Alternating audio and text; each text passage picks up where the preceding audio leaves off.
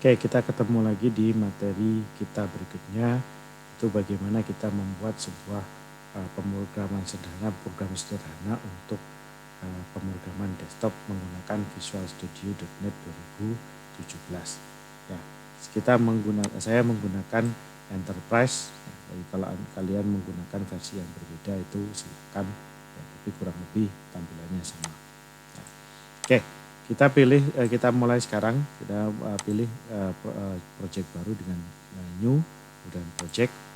Nah, di sini kita punya beberapa pilihan. Ya. Kita pilih Windows Classic Desktop, kemudian form, APNet. Nah, jangan lupa di sini mau disimpannya sebagai apa. Ya, misalkan saya simpan lat dash gitu ya, dash 2 3 misalnya. Saya simpan di sini. Kemudian saya simpan di lokasinya di sini.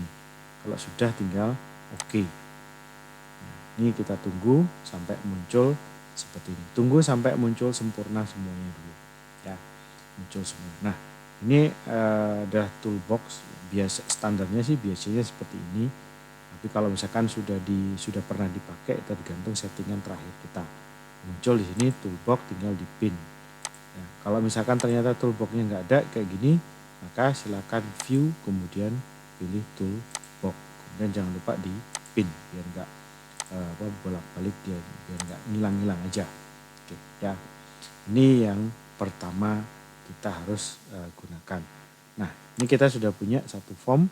Ya, ingat lagi kemarin ya. Ini adalah Solution Explorer, berarti apa yang ada di dalam project kita ini. Kemudian inilah setting propertinya. Properti akan berubah-ubah tergantung pada apa yang kita klik. Ya. Itu apa yang harus kita perhatikan. Nah, ini adalah toolbox kita. Ini adalah komponen-komponen yang bisa kita pasangkan ke sini. Ya, ada komponen apa saja di sini semuanya. Ya, ada yang sifatnya komponen yang sifatnya umum, ya, common control, ya, yang sifatnya adalah umum. Kemudian ada juga komponen yang sifatnya dia sebagai kontainer. Kontainer itu berarti sama seperti halnya sifatnya kontainer, berarti dia tempat menyimpan, ya, tempat menyimpan barang-barang yang lainnya, gitu ya, kontainer. Ya, kemudian menu, data dan sebagainya. Ini adalah toolbox. Ya, ini adalah komponen-komponen yang bisa kita gunakan. Silahkan saja nanti sesuai kebutuhan. Oke, selanjutnya kita akan coba mengatur desain pada tampilan form ini. Oke, hal yang pertama kita lakukan adalah mengatur dulu form ini. Ini kan di sini masih form 1. Jadi kan tulisannya nggak enak banget gitu. Kita pengennya kan seperti ini gitu kan, ada tulisannya ada tulisannya sesuai dengan yang kita gunakan. Nah, untuk mengubahnya dalam properti silahkan cari properti text. Nah, di situ sama seperti tulisannya di sini masih form 1. Kita ubah misalkan di sini adalah latihan pertama gitu ya. Nah, ini kalau di enter maka di sini berubah menjadi latihan pertama ya. Jadi ngikutin saja yang ada di dalam sini. Ya, kemudian nama dia masih form 1. Ini nama dia masih form 1. Nah, kita ubah juga namanya dia. Kita cari di sini name. Name itu ada dalam kelompoknya desain. Ini desain name. Ya. Ini untuk memberi nama sebuah komponen sesuaikan dengan akronim komponen itu. Kalau ini form maka awalnya FRM, gitu kan. Nah, kemudian apa form ini kegunaannya untuk apa? Misalkan form lat hello misalkan. Nah, ini saya kasih seperti ini, ya. Oh, ini adalah form latihan hello. Nah, tapi nama filenya masih loh. Nama filenya masih form 1.vb. Nah, kita klik dulu di sini. Pokoknya setiap yang kita mau atur itu kita klik dulu. Jadi komponen apapun itu atau bagian apapun itu kita klik dulu. Nah, baru kemudian propertinya akan menyesuaikan dengan apa yang kita klik tadi, apa yang kita pilih. Di sini nama filenya masih form 1. Nah, ini yang kemudian boleh kita ubah. Misalkan nama filenya frm lat hello. Nah, itu ya. Nah, itu nanti nama filenya ikut berubah. Jadi nama filenya di rename, ya. Nah, itu sesuai dengan yang ada. Nah, ini dia ikut berubah, ya. Oke, ini form hello ini saya pengen munculkan nanti di sini. Ini bisa diubah ya teman-teman ya. Ini bisa diatur-atur. Nah, untuk mengubahnya itu klik di titik ini kemudian tahan, ya, drag and drop seperti ini bisa diubah. Ini resizable, bisa disesuaikan. Ya. Oke, nah ini menentukan seperti itu. Nah, saya pengen membuat 2 tulisan, maka saya bisa menggunakan komponen label. Namanya drag and drop. Ini ada 2 cara. Ini klik tahan kemudian lempar ke sini. Atau kalau misalkan mouse-nya tidak memungkinkan, misalkan pakai touchpad, ya klik di sini kemudian klik lagi di formnya. Itu silahkan lebih nyaman yang mana gitu ya.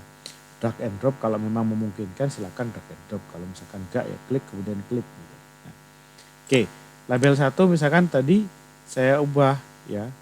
Saya ubah namanya, ini kan masih tulisannya label 1. Untuk mengubahnya propertinya adalah teks sama. Nah, ini misalkan saya ubah hello gitu kan, selamat datang gitu kan. Nah, misalkan gitu ya. Nah, kemudian di sini saya ubah ya, saya ubah ini menjadi saya berlatih VB.NET gitu kan. Nah, ini misalkan seperti ini. Oh, saya berlatih. Nah, ini ukurannya, jenis hurufnya bisa disesuaikan.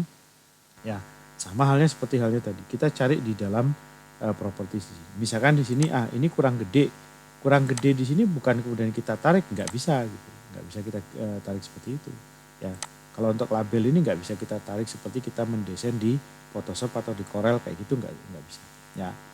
Nah, kita atur, cari di sini pengaturannya. Ini kan berkaitan dengan hurufnya digedein dan segala macam, maka di sini. Nah, kita bisa mengubah warna dari sini di for color. Saya nggak mau warnanya hitam, saya ubah, ini kan warnanya merah. Nah, boleh-boleh saja kan gitu. Kemudian fontnya saya ubah, ya, jenisnya bukan sans serif, ya. Oh, tapi saya mau ubah macam-macam. Nah, misalkan saya ubah dia menjadi Arial, nah, gitu ya.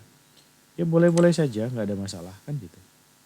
Arial kemudian bold, ya, size-nya mau berapa.